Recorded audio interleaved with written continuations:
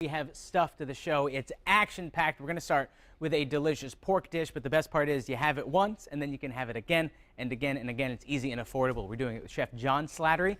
He's from 4 Main Street Restaurant in Huntington. Always a pleasure to have you here today. Thank you for having me. So what we're going to do first, this is a pork shoulder, is that right? No. Pork loin. Pork loin. Pork loin, This is a center-cut, boneless pork loin.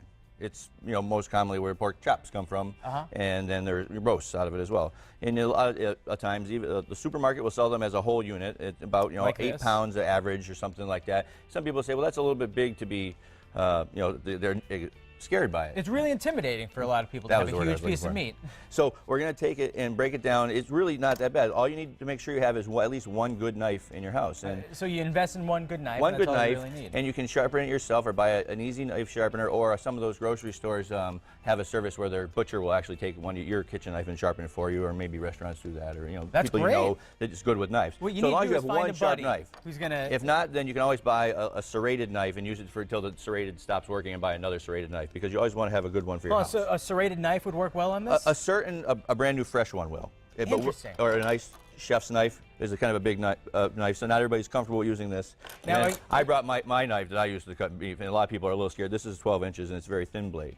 And so with this, any of these knives, this one most people will be comfortable with, you can start on this end and Now, is this slice something through. that we're saving on? We're getting some extra value because we're buying the whole pork loin? And so this end of the pork loin, yes, absolutely, because when you buy the whole pork loin, some of the butcher shops or grocery stores will actually cut it in the chops for you, which is great, but sometimes not. So the better deal might be in a whole piece. So it's really not that hard. You can make this end of the pork chop is very, very lean with just a little bit of pork, a little bit of fat on the outside. So that's where your great, like really lean chops are for flavoring and marinating. The other end is where it tails down and the meat turns a little bit of darker color. Is more towards the butt end, and that makes a really nice, sweeter meat for chopping up into a stir fry, or doing a small, or a roast, a nice sweet roasted with carrots and potatoes and onions and all that stuff. So that might be more the tender part of the pork tenderloin. Well, the tenderloin is another part on the opposite side of where the bones were inside of the pork. So this is just the loin itself. Oh, and the this tenderloin's even different from that. Yes, absolutely. Another piece of meat on the other about side. Pork. Who would have thought? We'll do a butchery show one day, but for today we're just talking about don't be afraid of the pork loin. So we're going to cut it here, and I'll cut these into chops.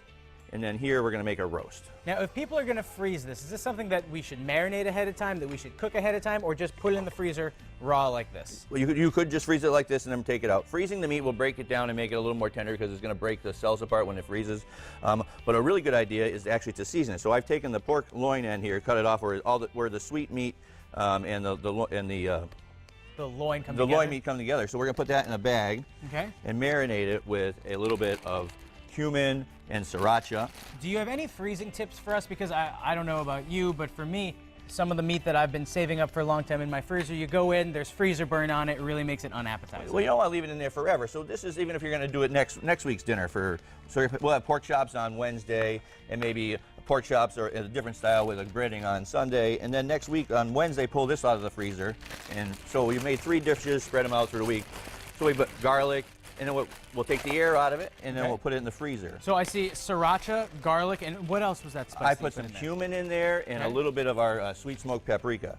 Now in the chops, when you go to freeze them, an easy way, if you have the large gallon-sized Ziploc bags and a paper plate and a sheet of wax paper, you can then take your nice lean, and you decide if you want to cook them in the pan nice and slow. You can cut them cook them in the pan very quickly and cut them thin. Or you can cook them nice and slow, where you sear them on the outside and then put them in the oven. But if you're going to freeze them, decide which ones you need enough for your family for that night, and slice them thin or thick. Load them enough for one meal onto that wax paper, onto the plate. Like we have right here. And you can do a couple layers of this, and then we'll just do the first one. And then if you just open up that gallon Ziploc bag, this plate, and then always put another coat of wax paper on the last layer. I mean, just stack them, and then you can just slide this in to the bag very easily. Keep it nice and flat. Okay. Here we go. I can do this for you. Here we go. Slide it right in. Make sure it's still on camera for everybody at home to see. Slide it in. Look at us. Good to go. Nice and flat.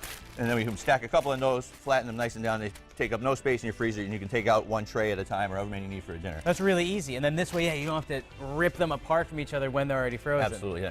So, John, later in the show, we're actually going to make something with this amalgam of stuff. So what are we going to be making? We're going to make pork chops with a Parmesan cheese crust and a little bit of cider braised cabbage grown by the farmer down the road. What is braising?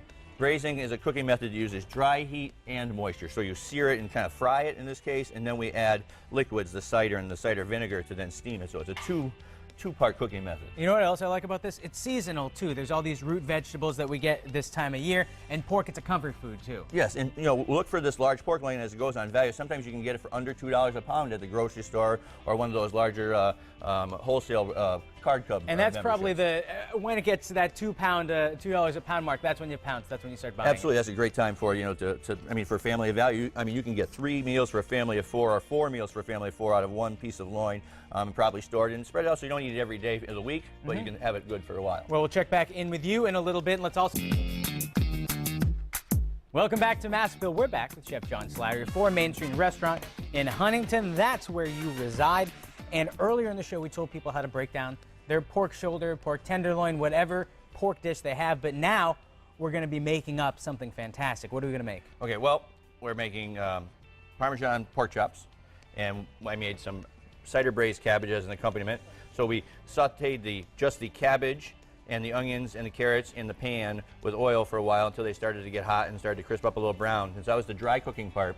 And then we added in our apple cider and our apple cider vinegar, a little salt, a little pepper, and some fresh parsley. And so that's all nice and tender now. And that's a 2-part cooking method that is braising. I would never think about doing something like that, but not only does it smell so good, but those colors are really something, John. Awesome. And they're root vegetables too. It's a perfect time of year for something like this. Now we also have potatoes. What's your secret to making great potatoes? Well, I've got 3-way potatoes here. And the 3-way potatoes go because using different varieties of potatoes gives a different quality of your final end of your mashed potatoes. Certain potatoes are drier, like the russet potatoes. They have a lower moisture content versus potatoes like a white northern potato has a little bit more moisture content, or potatoes like those red bliss potatoes or the golden Yukon potatoes also have a high moisture content. So by blending a drier potato and some moisture potatoes, you can actually make a potato that when you mash it and just add salt and pepper, you don't need to add as much milk or any milk at all. It'll still taste very nice because like the Yukon Gold potatoes give a buttery taste, and the other potatoes give it a dryness, but it makes it so that you can get some good moisture. Even if you cook the potatoes in a little chicken stock and just splash a little chicken stock back in, you can leave out the dairy and the cream, so you can make a dairy-free mashed potato that still tastes very nice. That's perfect.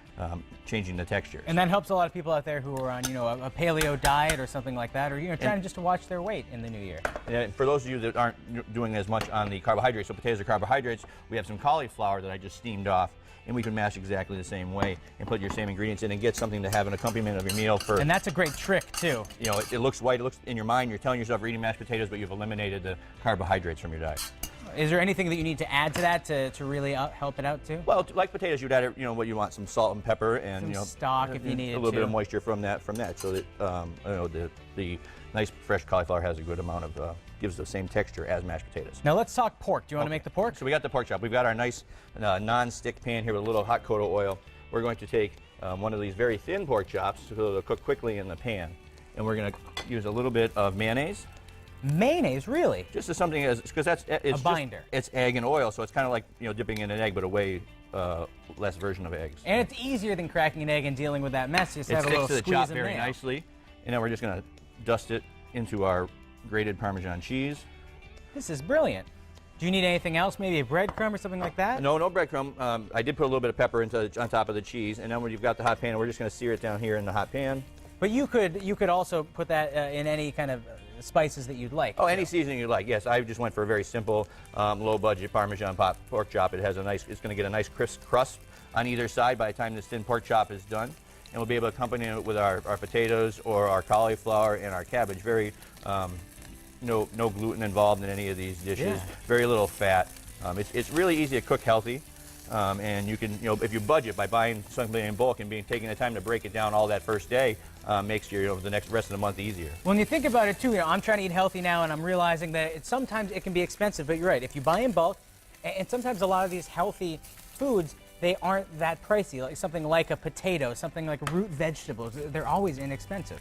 And so you can see the Parmesan cheese, I flipped it over, it's just starting to brown and makes a nice crisp crust. And by the time that both sides of this thin pork chop are crusted really well, it's going to be that temperature. It needs to be medium rare, medium, and you'll have tender, delicious, juicy pork chops. to accompany this meal. And just to talk about the cost of something like this real quick, that huge the pork piece that you bought, about $16? $16, $18, you know, when it's on sale. Sometimes that could be $25. But you look for those sales, it's the best time to, you know, that's how you budget. The newspaper is a great place to see. And I imagine, too, you cut that up, you freeze some of it, you put some of it in the refrigerator, you get, what, a dozen portions out of it? Oh, so family of 4, that's 3 meals right there. That's absolutely. Really something. You know, a little bit of leftovers, and you don't have to eat it the same way, so it's not boring. There are plenty of different preparations to use the same dish. Perfect. Well, let's see. We're going to plate that up. You want to put some of this braised slaw. Now, would you call that a slaw? What would you call it? This is just braised cabbage. Braised cabbage with apple cider vinegar, and some carrots and onions. Is that right? Yep. And then we'll put a little bit of the cauliflower. Just to make it extra healthy, because this is a great looking plate right here. John, thanks so much for stopping by. I think thanks for having us today. When it's all about eating healthy, people freeze. They think they have to eat less. You can eat more. It just needs to be good food. And then you can always still add the condiments of your choice, something a little spicy that doesn't have a lot of fat or anything like that. And that's sriracha sauce. That's sriracha sauce right there. But you'll go any flavor you like. You can drizzle that whole dish with a little bit of balsamic vinegar if that was your taste profile. And you know, there is a very simple process to put together a cost-effective meal that everybody should like. Now, John, we talked about freezing pork earlier. Now we're going to talk about Frozen, the movie. Oh.